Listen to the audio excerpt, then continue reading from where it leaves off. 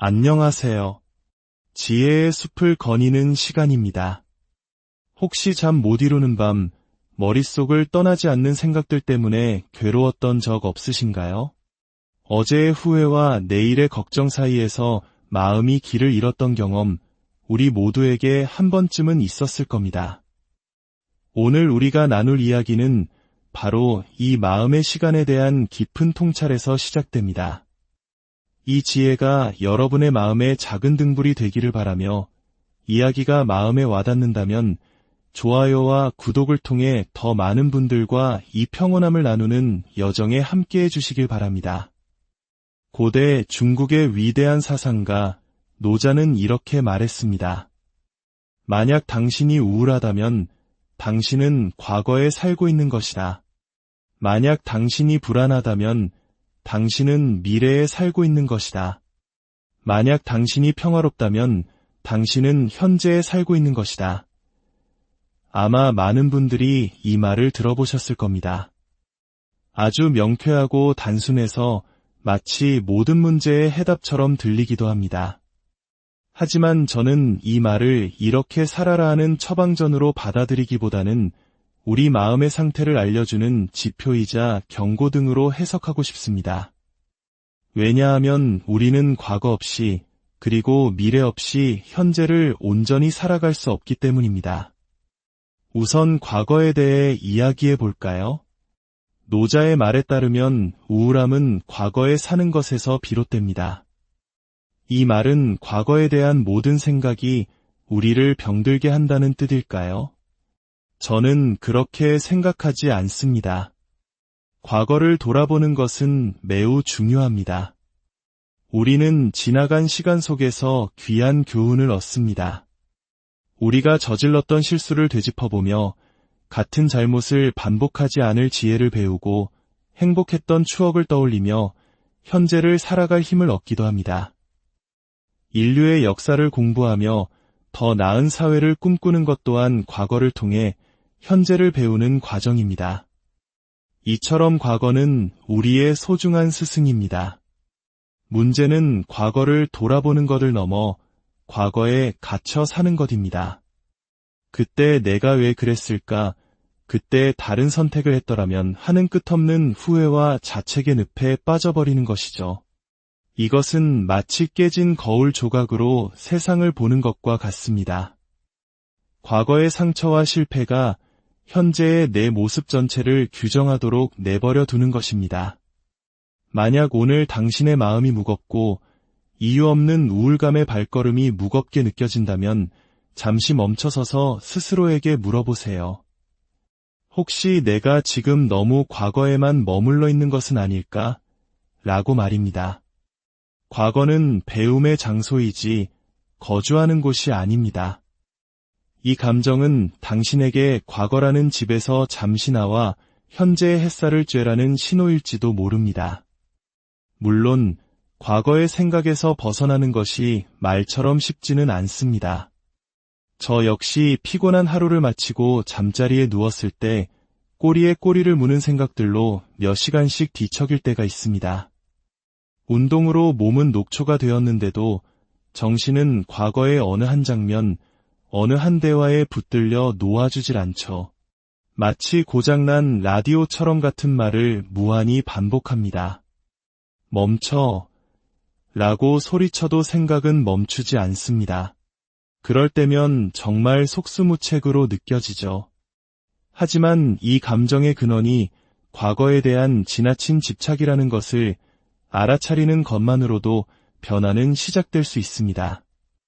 내가 지금 어떤 상태인지 객관적으로 인식하는 것, 그것이 바로 문제 해결의 첫걸음입니다. 이제 미래로 시간 여행을 떠나볼까요? 노자는 불안함이 미래에 사는 것에서 온다고 했습니다. 한국 사회에서 미래를 준비하고 계획하는 것은 생존과도 직결된 문제입니다. 치열한 입시 경쟁, 취업난, 불안정한 노후 등 우리를 둘러싼 현실은 끊임없이 미래에 대비하라고 말합니다. 목표를 세우고 계획을 짜고 위험을 예측하며 스스로를 단련하는 것은 분명 현명하고 필요한 일입니다. 하지만 여기에도 함정은 존재합니다. 미래를 준비하는 것과 염려하는 것은 전혀 다른 이야기입니다. 아직 일어나지도 않은 일에 대한 과도한 걱정, 통제할 수 없는 변수들에 대한 끝없는 불안은 우리의 현재를 갉아먹습니다. 마치 안개가 자욱한 길을 운전하면서 수십 킬로미터 앞을 내다보려 애쓰는 것과 같습니다. 바로 앞의 길조차 제대로 보지 못하고 불안에 떨게 될 뿐이죠.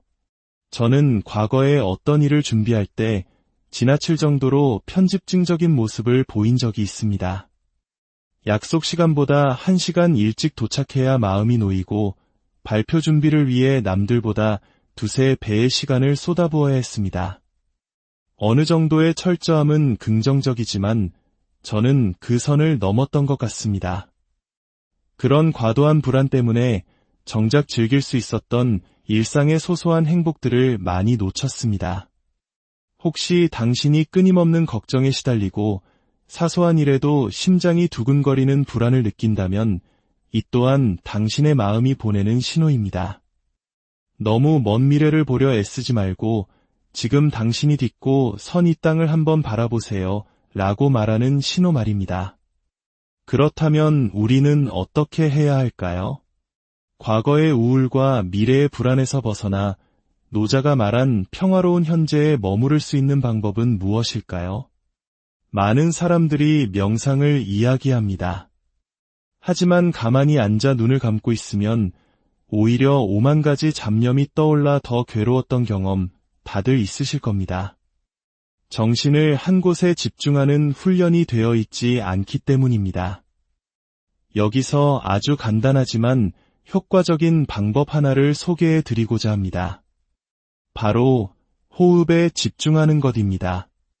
잠자리에 누워 생각이 많아질 때 억지로 생각을 멈추려 하지 말고 당신의 숨에 집중해 보세요.